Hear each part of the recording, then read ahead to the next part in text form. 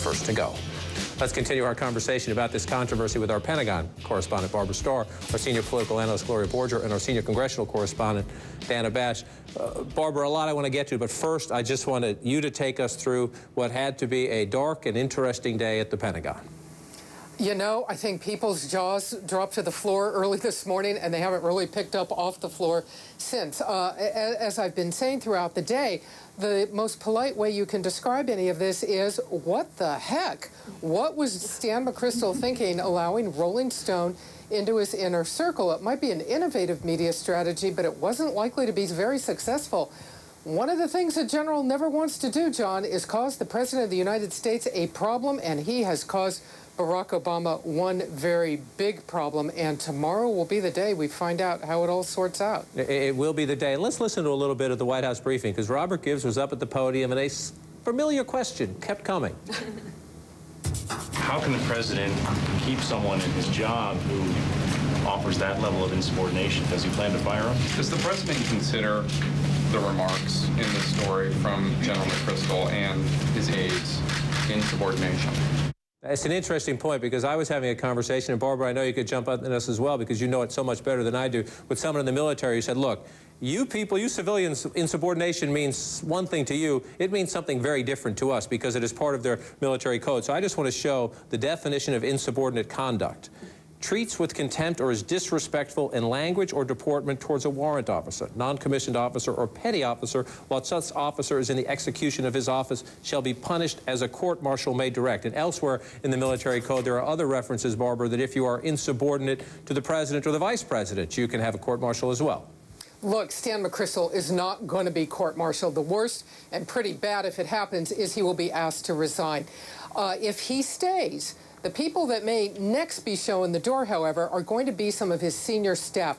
These are the men that have been around him across the front lines of Iraq, Afghanistan for years now. The very small, close group of guys around him, the ones who engage in that locker room chatter, but made a fatal flaw of disrespecting the President of the United States. Anonymously or not in that article, Stan McChrystal sure knows who they are and what they said, and it's going to be very hard to see how some of them could keep their jobs. And the whole town was buzzing about this today. Barbara, at the Pentagon, we showed you some of the questions for Robert Gibbs. Dana, you were on Capitol Hill, and some people were saying hold your fire, some people were saying he should quit. What was interesting is the Republicans, who are the ones who, more than most Democrats, supported the president in this Afghan troop surge, they were a little reluctant to go very far. I want to play a little bit of a Q&A you tried with the Senate Republican leader, Mitch McConnell.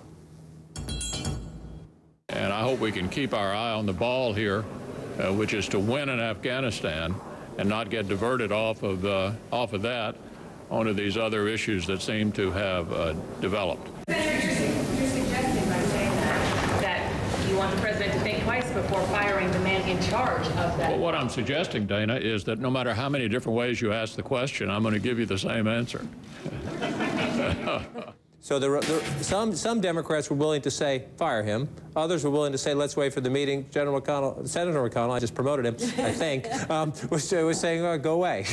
Yeah, well, what was interesting about Senator McConnell and several of the Republicans, how they reacted is it's almost like they were intentionally vague and they wanted their response to be a Rorschach test. You just heard Senator McConnell talking about the fact that we shouldn't lose sight of what's happening. Well, you could read that as, well, you know, that means that we should get rid of General McChrystal because that could force us to lose sight. You could also read it as, you know, we should get rid of him. So that was very fascinating because you could see the politics and the political wheels turning. But with regard to the Democrats, I talked to almost the entire Democratic caucus in the Senate today, and almost nobody was willing to say publicly, we want him to resign, because they are reluctant to get in front of the president. One senator did go ahead and say that, but what I'm told is that privately, most, at least Democratic senators, they think this is just too much. They want him to go because they're worried about the president and looking strong, and they think that he does not look strong unless he fires him. Gloria, you've covered a lot of Washington dramas, and a lot of them are meaningless. A lot of them, a week later, 2 weeks later, you've forgotten about them. But this one really matters. Yeah, it does matter because, first of all, this whole controversy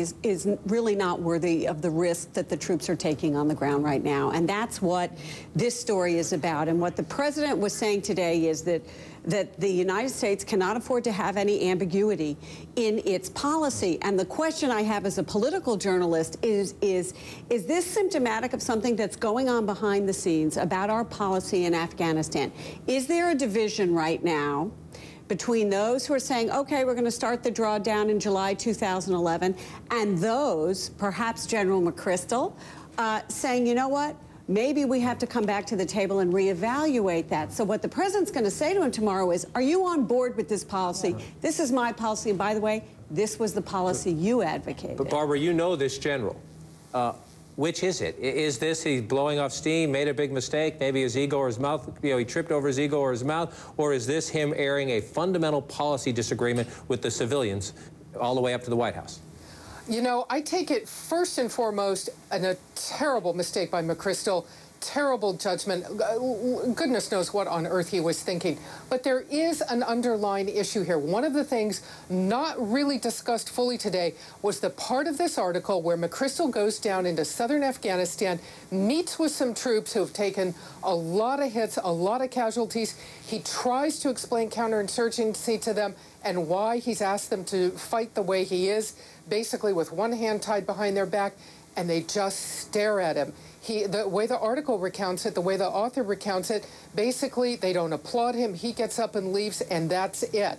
This is very telling. If the troops are not supporting the strategy of the White House, if they are not supporting the strategy of the war, if the troops are concerned about this, that's a much more fundamental problem, a problem for General McChrystal, a problem for the president, a problem for the Pentagon that goes far beyond these salacious comments, if you will. Barbara Starr at the Pentagon. Thank you. Dan and Gloria are going to stay with us for a minute when we come